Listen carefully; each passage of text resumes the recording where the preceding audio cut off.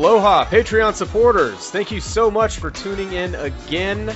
Today we are actually doing a little special Goonies exclusive episode because we are celebrating wrapping up Goonies Minute once and for all. It's actually going to be ending here on Wednesday, I believe. That's going to be minute number 107. And Kyle, today we are actually welcoming a special guest on this Patreon episode, my co-host of Goonies Minute, Chris. Thank you so much for coming on this episode. How you doing?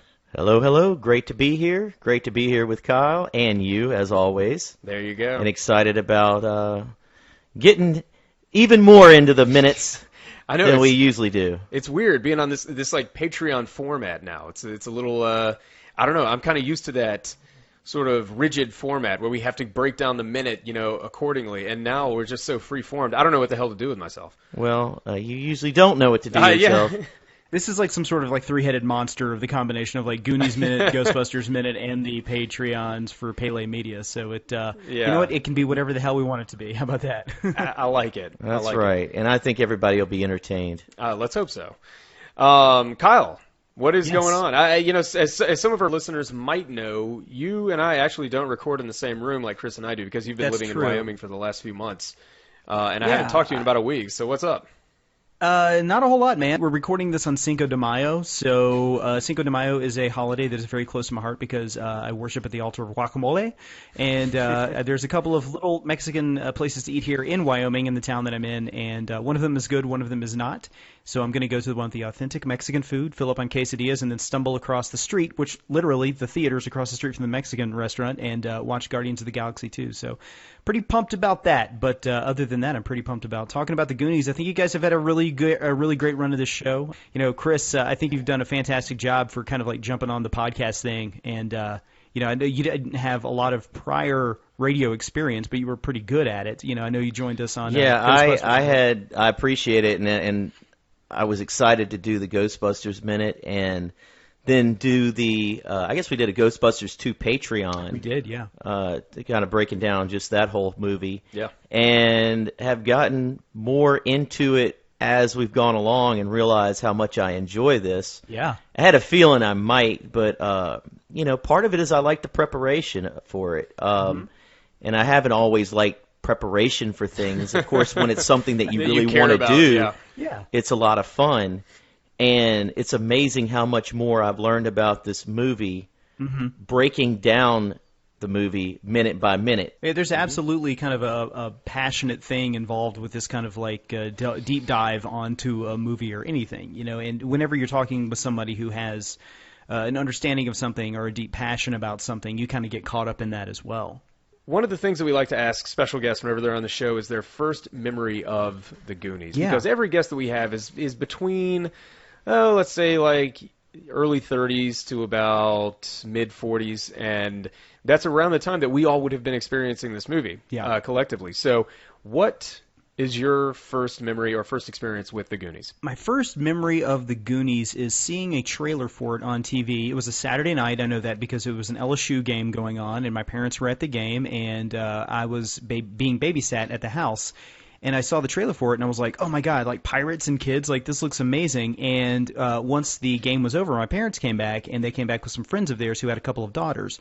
So we're sitting around like playing on the floor, and the trailer for the movie plays again. And I'm like, oh my God. I was like, oh, this looks so cool. And the little girl was like, oh yeah, I've seen that movie. The pirate ship sails away at the end and all the pirates come back to life. She like spoiled the end of the movie. Right there. No. And I was like, oh, okay. Well, I get, but I guess at some point us talking about that, her parents must have mentioned to my parents that it was a movie that kids would like. So at some point like the next week, I remember my father taking me to the theater and actually seeing the movie in the theater. And this would have been 1985, so it was in the summer, so I was about 6 years old. So that was my first encounter with the Goonies, and my first encounter with spoilers as well. So oh man, but, I hate spoilers. They're the worst. But I vividly remember sitting in the movie theater. I was not centered in the theater. I was on the right hand side of the theater, looking at the screen, about halfway up, and I just remember like wanting to be a Goonie when I came out of it, wishing that life was more than just my mundane like kindergarten existence. Wishing that there was treasure to be found and like pirate ships to go and explore and stuff. It's funny because like growing up in Louisiana, pirates are kind of part of our local lore. Everybody in Louisiana knows about Jean Lafitte, the famous pirate, who still has a bar in New Orleans you can go to, and of course was instrumental in the founding of Barataria and Lake Charles. In fact, every year they have a festival called Contraband Days, where they take the mayor and throw him out in the middle of a giant lake in the city to kind of commemorate Jean Lafitte, because I think that's where he had like his port. He was a famous gun running pirate. So it's funny that we kind of had that like pirate lore growing up that you would hear a lot about in Louisiana. And yeah, it would be more possible, I think, for us to go out and go on a pirate adventure than it would be kids in Portland, but or excuse me, Oregon. Sure, and especially some of these bayous could be considered. I mean, that's almost like some of those caves, it's outdoor caves, some of these bayous. I mean, there's Kyle, you mentioned when Walt Disney wanted to do his Pirates of the Caribbean ride, originally it was put in New Orleans Square, and you start off in a bayou. I mean, it wasn't like, I don't think the pirates that were in the bayous were the same thing that you would think of as, kind of like the piracy on the high seas. It was more like gun runners and, stuff like that, a bunch of more thieves and stuff like that, but still it was kind of like in our blood growing up. So, then after that, my friends and I would play Goonies all the time, and I was always Data for some reason, I guess because I was like the skinniest, shortest one. But it was a movie that was like, definitely had a great impact on my childhood and kind of growing up. I always looked at it as kind of this really fun, awesome movie, and I've been really disheartened in the last couple of years. There's been a lot of kind of like, I guess, blowback against this movie. There's a lot of film critics out there, on the internet who call this movie like a dumpster fire. And, in fact, one of them was like, oh, go back and watch this movie. It's not as good as you remember. And I went back and watched it and was like, no, it's actually quite better than I remember. It's, sure, these kids are active and they're yelling a lot, and there's not a whole lot of, sometimes you can tell that like Richard Donner was just sitting back in his chair, like, just let him do whatever. I'm tired of dealing with them, But it's still, there's a lot of the things that make this movie great are how much fun it is, and this movie's a lot of fun. So, Kyle, you mentioned about how a lot of people, a lot of more recent reviews have not been as positive about the Goonies as possibly they were many years ago, or what possibly we remember from many years ago. And I found just that. There was a very negative review that TV Guide did, and I'll talk about some positive ones, but TV Guide had a very negative review. And I'm going to pull up, because I want to make sure I get the quote right. That was pretty, pretty bad. It said, though obviously aimed at a younger audience, The Goonies is packed with four-letter words. Sure, kids speak like that, but writer Christopher Columbus and director Richard Donner rely on obscenities as substitution for clever punchlines, tossing in a few sex jokes and a touch of racist humor as well. That's not exactly the best compliments to give a movie whatsoever.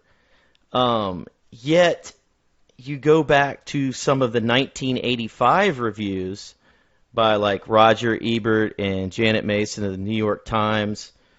They are a lot more positive.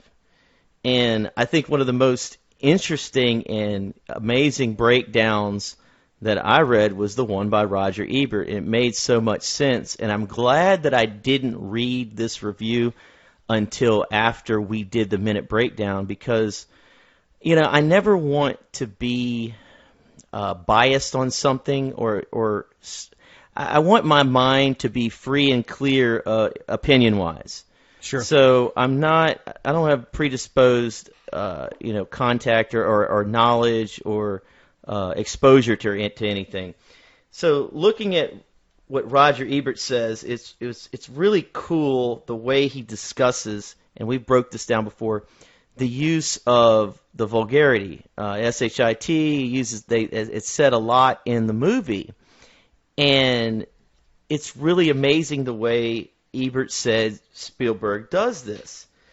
And he was like, most kids talk like that half the time. He usually has 13 and 14-year-olds acting a little bit older than they do. And it's, let's see, hold on. Oh, yeah.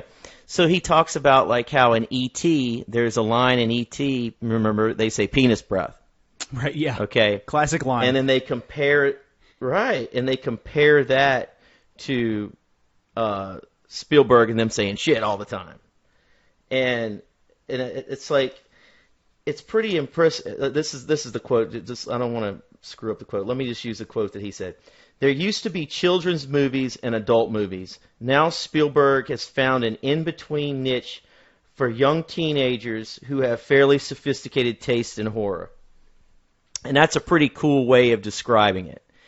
Also, I think one of the things I talked to Brady about earlier is that this got a PG rating despite all of the expletives. Yeah. And just the year before, we had our first PG-13 rating, which Brady was saying that Spielberg really had pushed for. What was it, Temple of Doom? Temple of Doom. It was the first movie to have a PG-13 rating. But my question to both of you would be, if it wasn't Steven Spielberg that had done this movie, would that have been a PG-13 movie? Is it just because it was Spielberg and the respect that he garnered? Is that why that movie? Right. And think about some of the serious adult themes that occur in this. Yeah, it gets pretty heavy. What do y'all think about that? I mean, okay, so the MPAA, like, they have regulations, like, if you have this number of curse words or something like that, we're going to give you this rating. But I'm wondering if, hey, because it's Mr. Family Man Spielberg, we're just going to hand him this PG rating so that he can get, because it's him. Kyle, what do you think?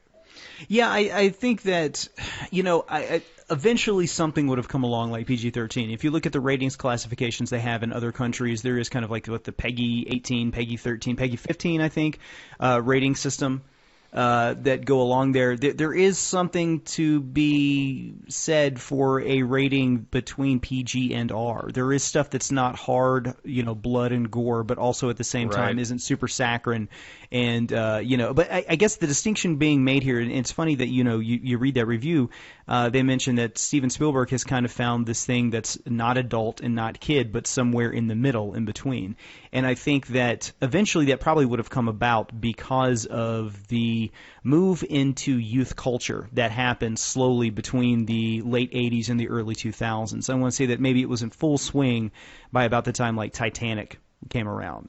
People don't remember, but like before Titanic, the youth market wasn't something that was really catered to in the way that it is now. It was when we were growing up, the cool thing to do was to try to be an adult, and now all the adults want to be kids. It's kind of like turned on its head. And I think that eventually this would have come around, but I don't know. I mean, I don't know how it would have happened. Spielberg has so much pull.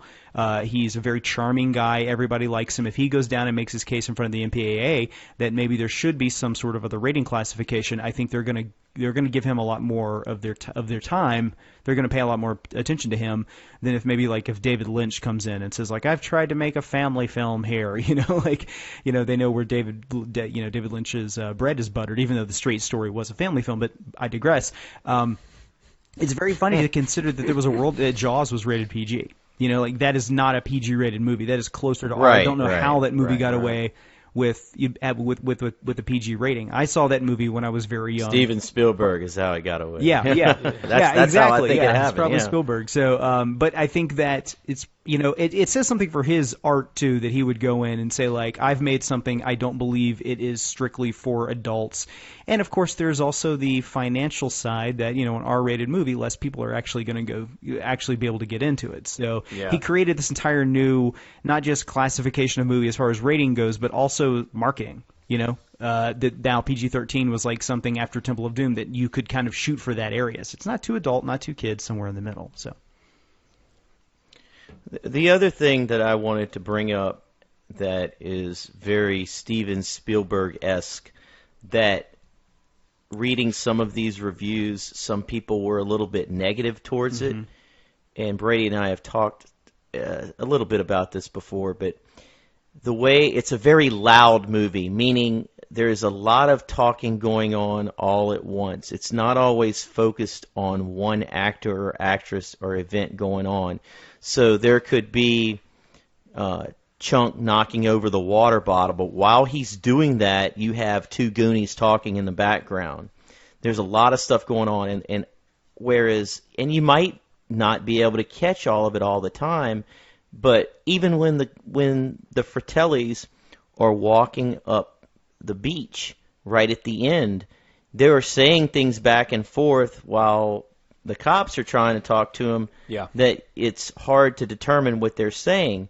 But to me, it makes it more realistic, as opposed to even shows like SVU that I watch each week and enjoy, and they don't have the time to do it that a full movie production, that lasts a few months would. But instead of going, in one of these hour-long shows that's every week, they'll go to one person, they say something. They go to the next person, they say something.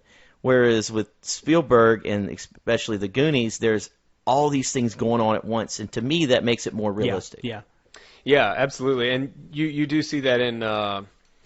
Okay, so we just got done with Jurassic Park. There's a moment in Jurassic Park where they're outside of the raptor pen, and John Hammond and Ellie are having a conversation while Grant and Muldoon, I guess people, for Patreon listeners who aren't familiar with the movie that much or the show, and in Jaws, there's another instance where his son comes into the kitchen and he's in the the background while the chief is on the phone, and everybody's talking over each other. So it is definitely a trait, which is odd that I am giving that credit to the producer of the Goonies and not the director. Now, I know you have some thoughts on that. Yes. Reading all of these reviews, and just in general, like you and me and Brady, we give Donner his due, okay? And as famous as Donner is, Donner is no Steven Spielberg. And when most people think of the Goonies, they might not even think of Donner. They think of Steven Spielberg. And I find it, even reading these reviews, people talk more about Spielberg than Donner. Right. Mm-hmm. Yeah. And I just find that interesting. And I've wondered, in encounters with other people talking about the Goonies, do either of you get that same sense that Spielberg gets a little bit more credit than Donner, and Donner maybe not getting his due with this? I do, and a part of that problem is that I see Steven Spielberg all over the Goonies, and I don't see Richard Donner. Yes. And I think that might be because Richard Donner is maybe someone who, I don't want to say he lacks a certain style, but he lacks a certain calling card that Spielberg has. And you saw that a lot in the 80s. Spielberg, it was always a Steven Spielberg production. Steven Spielberg presents, and he was all over movies like Back to the Future and Gremlins, if I'm not mistaken, and tons of other things. He was sort of raising all of these other filmmakers. Now, Richard Donner had already been around, for sure. But you think Donner lobbied for that one part in the movie where Sloth shows the Superman shirt and you hear the music? Yeah, Kyle, what are your thoughts on that? That's funny because back during this time, like Superman was the Richard Donner Superman movies, it was as influential and as big as like Star Wars was at the time. They didn't make a franchise out of it because, they did, but it didn't work out like Star Wars did. So that whole Superman gig was, it was probably kind of like an in-joke, but at the same time, that was very much in the pop culture of the day. The Richard Donner Superman movies. That's true. John Williams' score and everything was something that was easily identifiable. What, 3 was probably coming out, when did 3 start? Yeah, I think 3 was about this time because I remember that I saw 4 around the time RoboCop came out, and I think RoboCop was a couple years after this. So 3 had either just come out or was out at the same time. So, but to get back Which to one was Richard Pryor in? That was 3. Yeah, man, 3 is a mess. That is a movie that deserves a minute-by-minute podcast. That is a on mess. It. Yeah, man, that was as a child, or let's see if that was something tells me that's 86. Is an 8-year-old. I remember watching that, like 1 and 2. I'm telling you right now, I could do minute. I wouldn't even need to watch them again. They're great. They're fantastic. But 3 was dark. Had some dark to it. Yeah, it is. Boy, as a kid watching that, boy, that was disturbing. Yeah. When he turned bad, wasn't it? I mean, for me, it was. When he turns bad, and then also at the very end, when Brainiac, the computer, takes over the 2 villains in the film and really turns them freaky. into like robot people, it's horrifying. And the whole movie, the plot of the whole movie is, and they make reference to this, is the same plot as Office Space. This guy wants to make a computer that takes like just pennies out of bank accounts over the year and turns it into a lot of money to offset like coffee futures or something weird like that. It's the most bizarre damn movie. And then Richard Pryor. Yeah, it's definitely one that deserves another Yes. look, because oh my god, that movie is just it's insane. It's just a coke fueled nightmare. But I do want to say something too. You were talking about why Steven Spielberg gets more credit for this film. This was kind of part of a like 4-part film kind of like arc for Spielberg as producer at the time. The Goonies, Back to the Future, and Gremlins, as Brady mentioned earlier. Yeah. But also Poltergeist, which was a Tobe Hooper film. And Spielberg came in and he produced all of these, and he was famously I didn't know kind that. of backseat directing the whole way. You know, like there was a lot of stories about the fact that this film feels like a Steven Spielberg film because he was on set almost all the time helping Richard Donner with everything. And it seems like directing these kids might have been like herding cats to a degree. If you go back and watch interviews on the DVD with Richard Donner, he talks a lot about how much activity these kids have. You know, he was kind of older at that time too. So, I think that it feels a lot like Spielberg because there were probably some days where Richard Donner was maybe, you know, at the craft services table and Spielberg said, you know, let's just go ahead and like, you know, hook up the camera and I'll shoot some of this right now anyway. But that's, I don't want to take anything away from Richard Donner because I think he's a fantastic filmmaker. I love Superman 1, Superman 2, and some of the other stuff that he's done. But it definitely, when you walk out of this movie, it feels like a Spielberg film. Yeah. Kyle, what was the Superman? And this is for as much as I know these movies, I cannot remember if it was 1 or 2. Something tells me it was 2. And it reminded me of when Donner did the thing with Sloth. But Superman flies into space. He looks left. He looks right. He looks at the camera. He smiles, and then he flies away. Yeah, that's the last shot of the first Superman. Okay, that's the first one. Okay, I couldn't remember if it was 1 or 2, but that was a great. Brady talks about breaking the fourth wall, which I'd never heard it put like that. That's a great way of putting it, you know. But that was kind of interesting, and it made me think about that whenever I saw Sloth do that. You know, well, Sloth definitely breaks the fourth. That whole joke is breaking of the fourth wall, which I'm kind of okay with sometimes if it's just kind of like for all for fun. But that original Superman movie was kind of coming at a time when there was a lot of fourth wall breaking, and comic book movies were something for like kids and nerds and stuff like that. So it was okay with them, I think, to kind of like let that guard down a little bit. But it also kind of really is in the tone of that film as well. And the Sloth joke with the Superman thing is kind of in the tone of Goonies as well. So. Well, it's interesting that we talk about breaking the fourth wall because I have taken some extensive notes on various drafts of the Goonies screenplay, and one of them has some serious fourth wall breakage at the end that is just so... Yeah, go ahead. Yeah, I'm really interested in this because I know nothing about the previous drafts or previous versions of this film. This thing just like sprung forth from Steven Spielberg's head, for all that I know. So, where exactly did you find like early drafts of these scripts? Honestly, I just got on Google and typed in Goonies script, and you can find at least 2 drafts that I came across, and I really encourage people to go out and look for them. One of the ones that I found is, okay, so as everybody knows, the Goonies was an idea of Steven Spielberg's that he handed off to Chris Columbus to write as a screenplay, and then, Donner would direct it. So one of the ones that I found is a 4th draft. It's dated October 12th, 1984. So there's a subplot in it about some gorillas who escape from a van that's delivering them to a zoo. It's like Bozo and Bonzo the gorilla. And then you see him throughout the movie. I'm dead serious. And they hijack Mr. Perkins and Troy's golf cart at one point, and they take off the golf course. And at one point they fall through the cave ceiling into the cave and take off Francis's toupee, put it on, and then climb out real quick. What? Yep.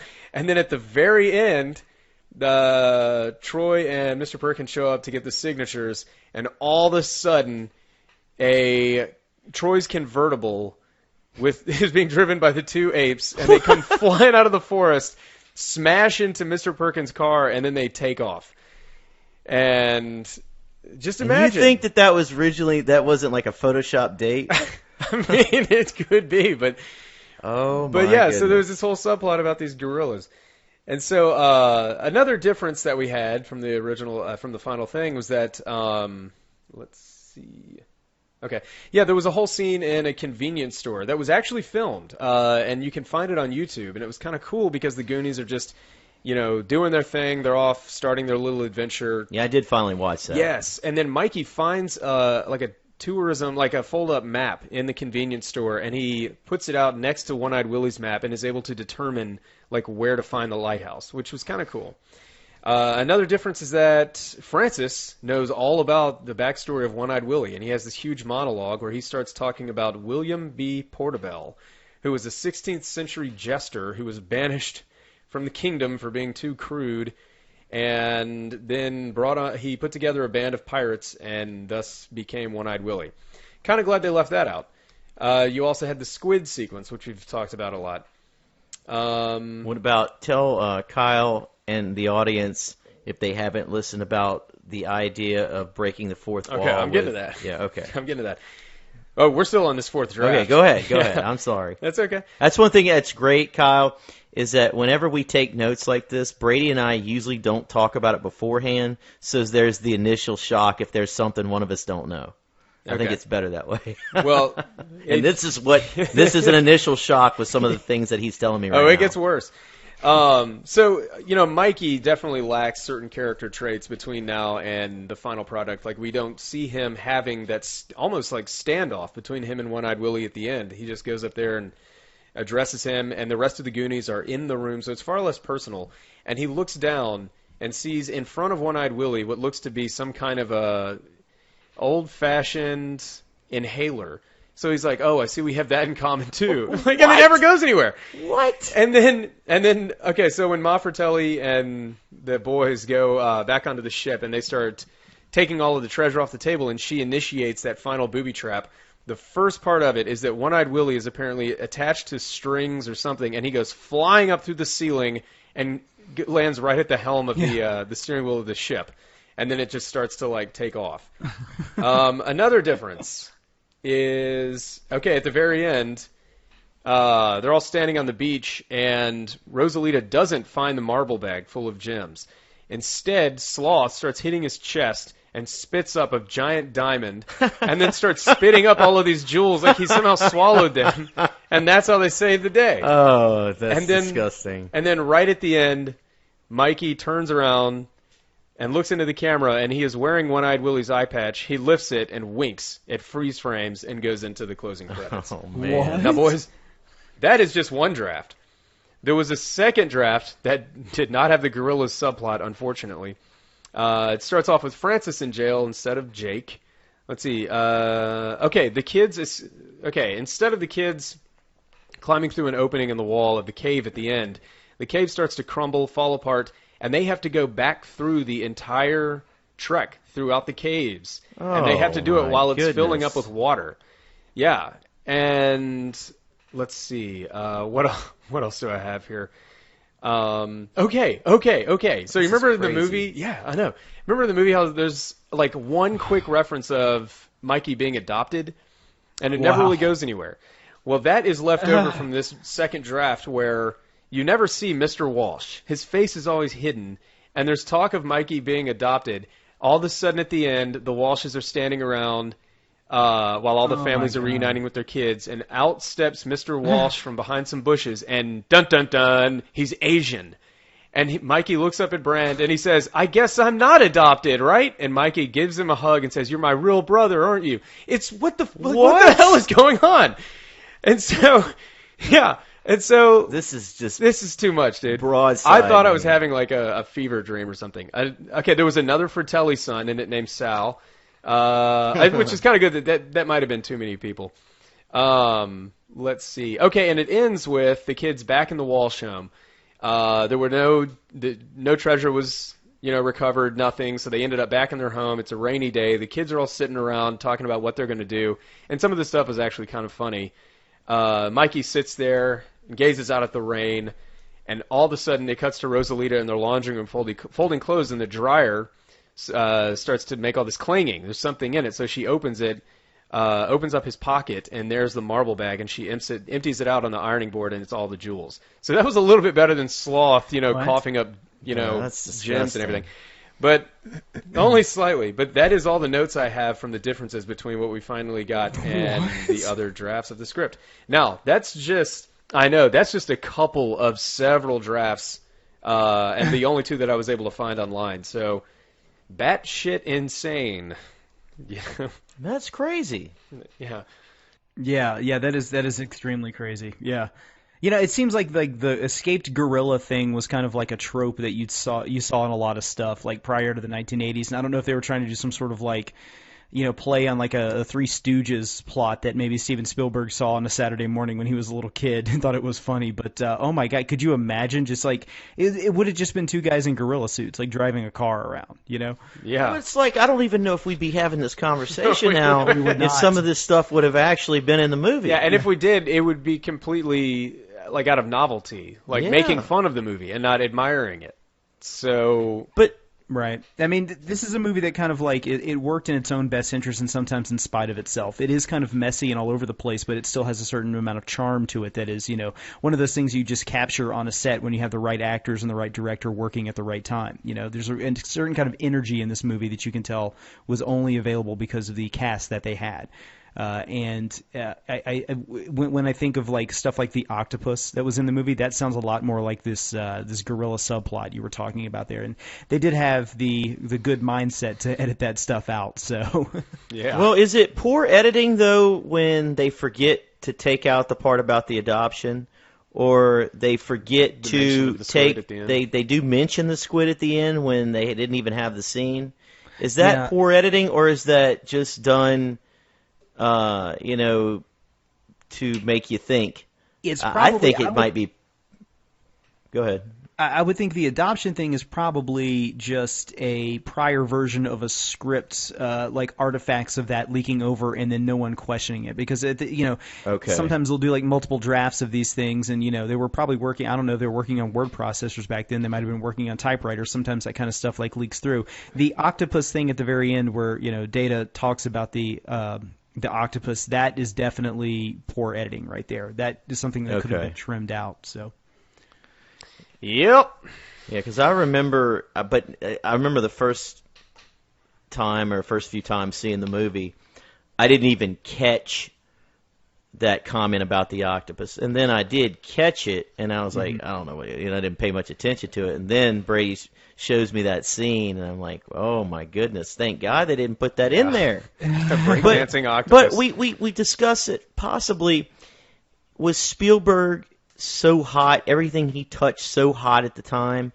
Do you think there is I hate to say arrogance, but an arrogance level that no matter what I put in there, it's going to be successful if I write it? Do you think there's something to that with some of these off-the-wall scripts? Or is that just throwing things at the wall and maybe one of them will stick? And I don't know. What do you think about that? I think it's probably a little bit more the latter. I think that this when they wrote it, they were probably like, "Oh, this is something that'll work within the confines of this movie we have in our head right now." And then when they get in there and they actually start shooting the thing and they see like how the animatronic works, they're just like, "Oh no, this will completely destroy the movie. We can't have a breakdancing octopus in this thing. Right? It's not going to work." It's strange though. You have to wonder at what point someone sits down at the typewriter and says, "God, what am I doing?" Yeah. Chris Columbus, ironically, who wrote the Goonies, had a draft of I think it was like a third Indiana Jones movie where Indiana Jones was riding a giant triceratops through a giant field of peaches or something. What the fuck? Look, a lot of this writing is done late at night and on a lot of drugs. So at some point, you just start to type things out, and it makes sense in your head. Yeah. So it's yeah. But then it's a lot of these things too. Sometimes they'll go through so many drafts. Somebody's trying to get to a certain page count, so they might include some stuff in just like, okay, I'm just going to put this stupid thing in here because I know I've got to cut something out at a later point. So that might be something they do as well. You know what? I think that might be a good topic for a Patreon episode. Movies that have changed, like famously changed from what we eventually got from what the idea that they started out as. But anyway, it happens more often than you think. It happens, that they'll have like some sort of action film, and then they'll find out like, oh, you know what? Bruce Willis actually has an opening in his schedule for like 4 months. Let's see if we can get him in here. Let's change the main character's name, and it'll be Die Hard 5. That happens a lot. Right. Yeah. Mm-hmm. But I actually have a topic here I want to talk about real quick, and I don't know if it's anything that you guys have covered on the show, so this might be a little bit of fresh stuff about the Goonies. I want to talk for a minute about the various Goonies video games that have come out over the years. How have we not addressed this?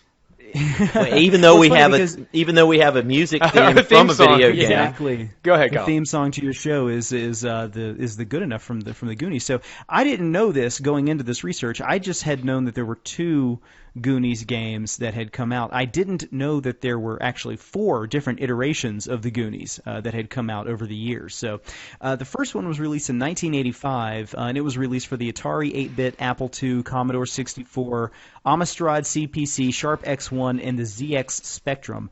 And it was developed by Datasoft Incorporated, which was a software company that licensed a lot of material that was out there.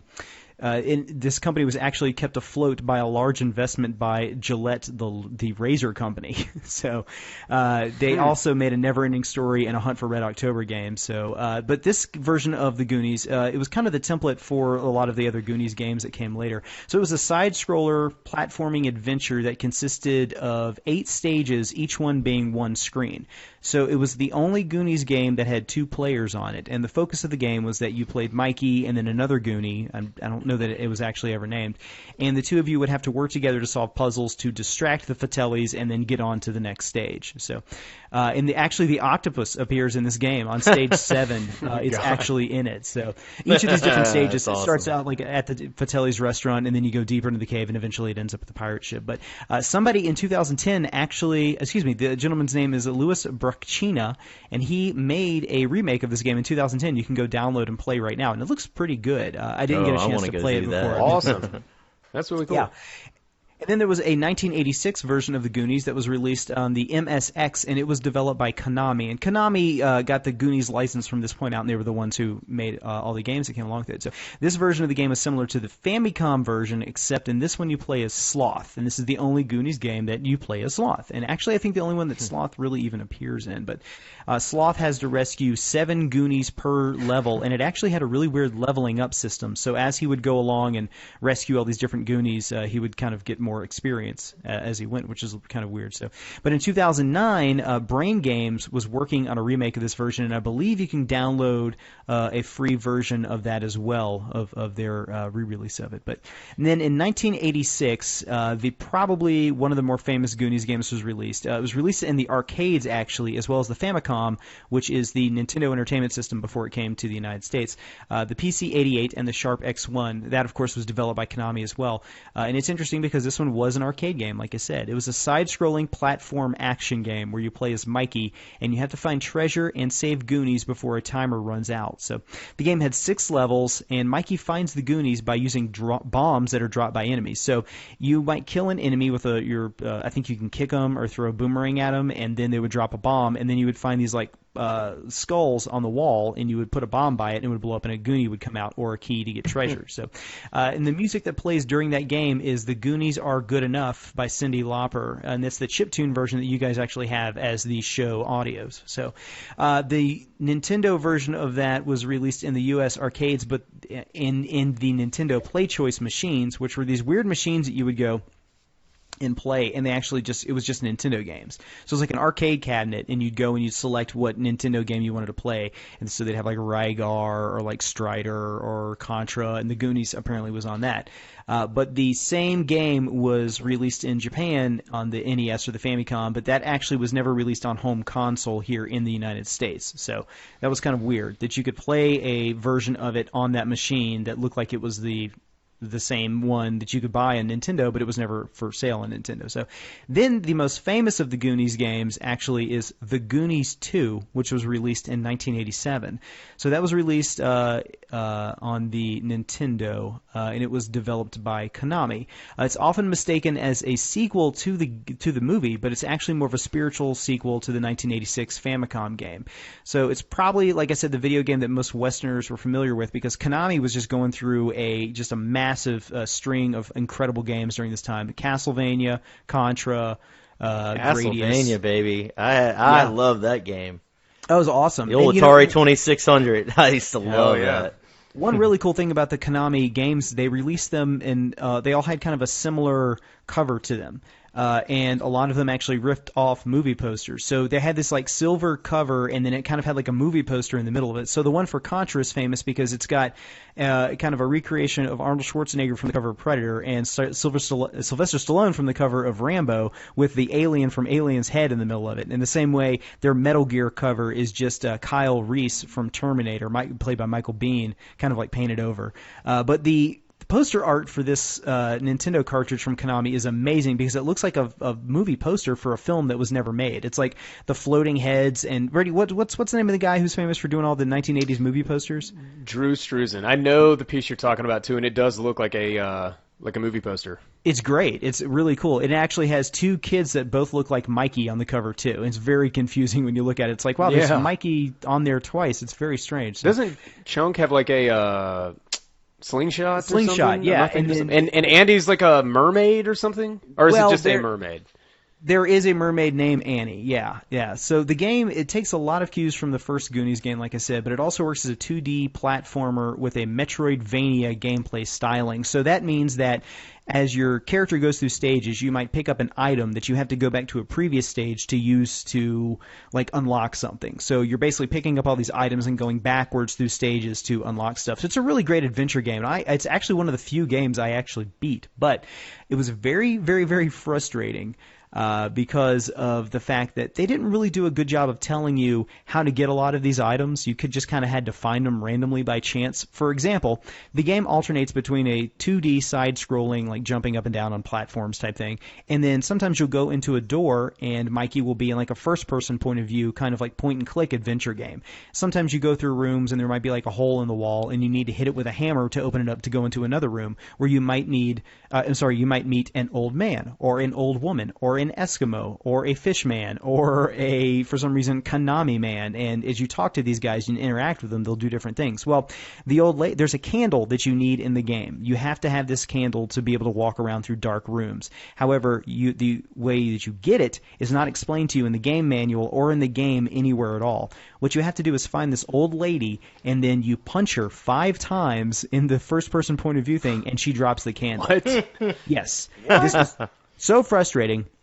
Especially because there's a second tools menu that you have to use to access stuff like scuba gear, or I think Mikey has like jumping shoes that make him jump high or something like that, or a raincoat so you can walk underneath waterfalls. Well, there's nothing in the manual that tells you how to get to this stuff. So when I was a kid playing this was one of the most frustrating things in the world to me. So they actually had a phone number you could call at Nintendo headquarters, and there were people playing games that would answer questions for you. So the one time I called pretty cool. was to figure out how to get to the second tools menu. And I called the guy up and I'm like, yeah, in Goonies 2, how do I get to the second tools menu? And he's like, oh, select and then B. And I'm like, oh, okay, thanks. And I hung up and went. How have I never heard this? How old were you? Gosh, this was, if the game was released in '87, I probably would have been like 8, maybe 9, because I would get those games and like play them for over the course of like a couple of years. So maybe it would have been like a year or two after or something. So, but Jesus. Yeah, it's a very, very strange game in that aspect, but it's also a very fun game. It's pretty well made. It looks really good for its place in the Nintendo era. But it used a password system to save progress. So this was back before I think the batteries were included in games that, like on Zelda, that could save your game. So what would happen is every time you'd want to quit, it would give you like a 10-digit like password you would have to write down. And then when you started the game up again, you entered that password and it would start you back off where you were before. So, but it also was known for its terrible English localization. For example, if you hit any of the NPCs with a hammer, they would say, ouch, what do you do? So it had kind of like very bad like Japanese to English translations. And there's a lot of that weird Japanese culture holdover. For example, the mermaid. There's no mermaids in the Goonies. They don't exist in a world where there would be mermaids. And all of a sudden, Mikey has to rescue 6 of the Goonies and a mermaid in this game. It makes no sense at all. Yeah. Like, why would the Fratellis even be kidnapping a mermaid? I mean, maybe crime families are into that kind of thing. I don't know. But yeah, those are the video game versions of the Goonies. And I did want to talk about one other thing real quick. There is a guy out there in Orlando who has made his own Goonies pinball game. Pinball machine. Oh, really? Yeah. And he will take it around to different pinball conventions or video game console, the arcade cabinet conventions in and around Orlando. And I really want to try to play this thing because he went all out on it. He took an existing game called Hollywood Heat, and then he remade the entire board underneath it and replaced, how like on on arcade games, sometimes they'll have like little like almost action figures or little characters out that maybe react when you come close to them. They'll like bounce around or something.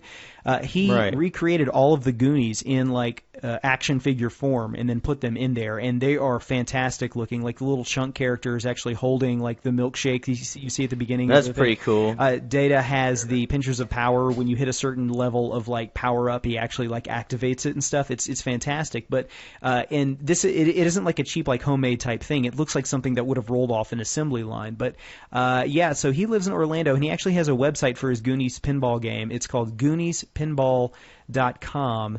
And his name is Mike Johnson, and he actually has some videos on there where people have come and interviewed him about his love of Goonies and his love of pinball and how he recreates stuff like this. But if I'm ever in Orlando and I find out that there's some sort of gaming convention or you can go play this thing, I'm definitely going to go try to play it because it is substantial. It looks like something that is an actual like real product. So, but yeah, that's kind of. I love pinball machines. They're especially the best. Those themed like that are awesome.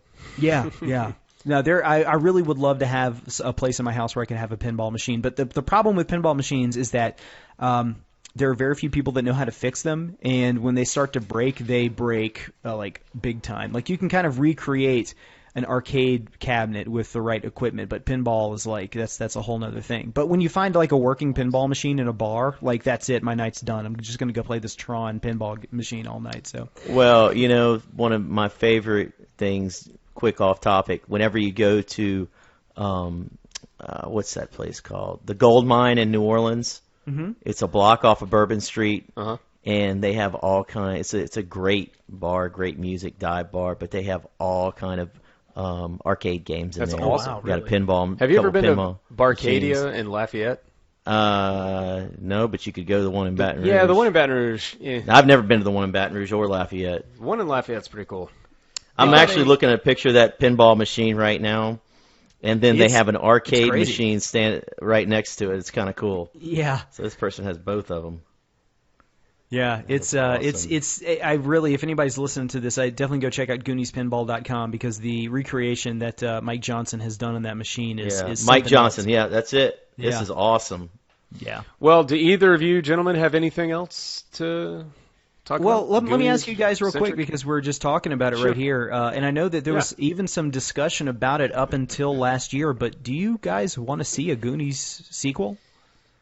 We've gone over this. Yeah. I don't think. Okay, so I'm a nostalgic, and I love in quotes, I guess, catching up with old friends, like seeing Han Solo again and Princess Leia and all that was awesome. But I don't know if I want to see Mikey Walsh again because I think Mikey Walsh is a different character than I've always thought of him as until I started to analyze him in this minute-by-minute format. And I don't think he's a very charming person and probably not someone that I'd want to be around. He's got a lot of sociopathic traits to his personality. And, I don't know if I would want to be around Mouth, for example. Maybe we'll see how close he is to his actual Corey Feldman. That depends. Right. And Data's the only one who I think I would really care to see. And so Data is obviously the product of a clumsy inventor, as we see with his dad later. So, but there's a lot of love there, and there's so what about if Data had a kid? And I'm just saying, I'm assuming whenever you say a sequel to the Goonies, you're talking about coming back to these same characters, right? Well, I mean, whatever you would want it to be. It could be anything. I think that, this story, there's not really a lot of kids' adventure movies out there, and I think that's probably because we're a lot more protective of the influence on children. There's no guns in cartoons anymore. So a movie like The Goonies kind of it inspires kids to go out and explore, and have a lot of fun. I tell you what, all right, my quick opinion on Ghostbusters, and then I'm going to relate it to this. I don't like that they recreated the same story, but they just, had the girls do it and they updated it. I wish that they take that same incredible cast that they had and create a whole new story. I think those women deserved a whole new story to their own of their own. You know what I mean? Yeah, those actresses. I thought that would have been so much cooler. And then you could only have you didn't even need to bring back the old Ghostbusters to do that. but you make it modern and set it within the same universe. Yeah, and have it set it within the same universe and not just redo it with the same people. Yeah. You know? Yeah. With Goonies, I think you can make a story similar to that, but to make it a Goonies 2, without completely doing a retread, I think you can make another movie, incorporate some things of Goonies, and call it something else. But here's the thing, I would watch it. Yeah. And it would make a lot of money. Kyle, what do you think? You know, I kind of agree with a lot of that Chris is saying there, that if they did try to do it again, it would have to be like the kids of some of the Goonies, you know, or maybe like Mikey's son or daughter and then her friends, and then they go out and do something. You know, it's I think that Right. It's a story worth repeating, and I think that there's a market out there for it, and I would like to see the continuation of the story of Goonies, but it doesn't necessarily have to be the same people. You know, like just have it be like their grandfathers or fathers or something like that, or the original Goonies. But I think that, it's kind You of could hard even to bring kind of like some. Go ahead. I'm sorry. It's kind of hard I'm sorry. to get it's okay. It's kind of hard to get these kids back into a situation where they would be, there's another pirate ship over here, you know, or something like that. But, you know, it could be that, right. One-Eyed Willie had, you know, or maybe they moved to a new town and they find, you know, that there were some Right. cowboys that hid treasure out somewhere or something. But I think that Keep going. I had a thought, but keep going.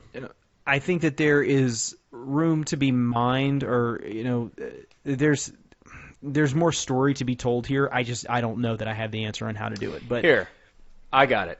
I think I cracked it. So what drove the story in the Goonies was One-Eyed Willie and his legend. It's why they got up and went and did anything in the first place. Mm-hmm. Well, his ship went to a whole new location, and thus another adventure based on the One-Eyed Willie legend could be initiated. Jumanji is about to have a sequel. It's not a reboot or a spinoff or anything. It's a sequel. About the Jumanji game or something, if I'm not mistaken, ends up in an entirely different place. So what if Willie's ship landed somewhere else and hijinks ensued?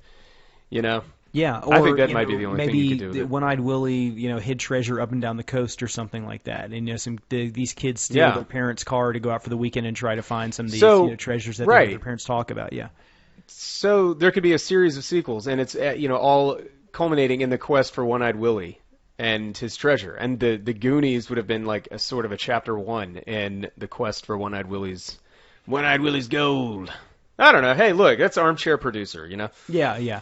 But, you know, it's something funny to think about, because I think that there's still a lot of love out there for this movie, and I think that they probably left a little bit of money on the table by not producing a sequel. But of course, when this movie was made, it was not the same sequel-driven market that we have, you know, or franchise-driven market that we have right now, you know. But at some point in time, someone's going to make a Goonies 2, and if it's going to be a continuation, we could even bring Troy's kids into it as being terrible. There you go. You know? Yeah, they carry on their father's or legacy something, of horribleness.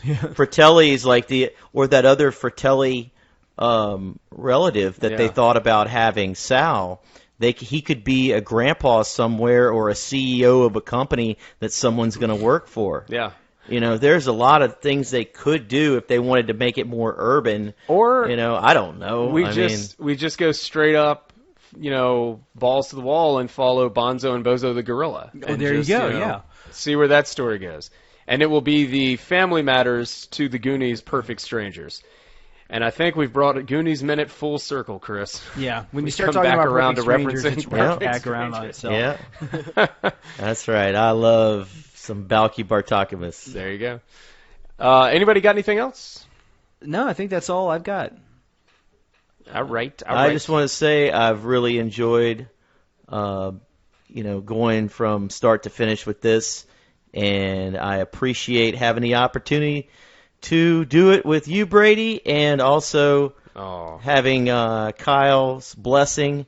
It's much appreciated. Well, you've done a hell of a job. And I've learned a lot from both of you, that's for sure. Well, I'll tell you what, on that final sentimental note, I will read a small passage from one of these drafts of the Goonies screenplay that I found, and it is a motto that they had in the film that was cut out. And it's opening dialogue of the film, and it was, "I will never betray my Goondock friends. We will stick together until the whole world ends. Through heaven and hell and nuclear war, good pals like us will stick like tar. In the city or in the country or the forest or the boonies, I am proudly declared one of the Goonies. So it has definitely been a hell of a ride. So with all that said, for Chris, for Kyle, and myself, mahalo.